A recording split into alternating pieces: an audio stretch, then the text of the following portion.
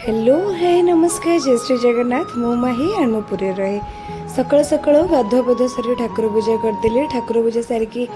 चलिली मु किछि खाइबा पई तो कोन खाइबे भाबुथली रुटी काली रातिर थिला तो ताको टिके तेल पकी उषुम करली चाहा बहुत दिन पर रुटी चाहा खाउथली मते भी बहुत भल लागे तापर गोटे एते बड़ तरबुजटा काटुथली काटला बेले ना भांगी गला माने तळु पड़िके तापर काटिक नेली पुओ को दबापी आमर से आज लाइन कटि जाइए पूरा पावर कटला सका 5टा जाए तापर मुझे आज लंच रे बनई देखु भात बनई जेहेतु बुधवार थिला तो भात अंडा तरकारी ता सहित मुझे पोटल पोड़ी पाग कर सी खाली भात अंडा तरकारी खाऊँ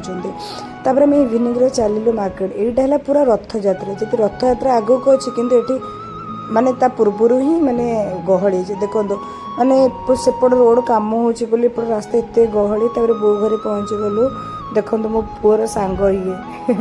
सब बड़े आपको देखिले पूरा हक करी गेल कर दिए तापर आम पु बो घर पलि आसलु मोमो खाइबापी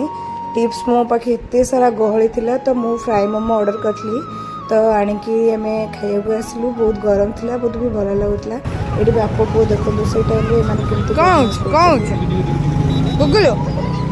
पड़ी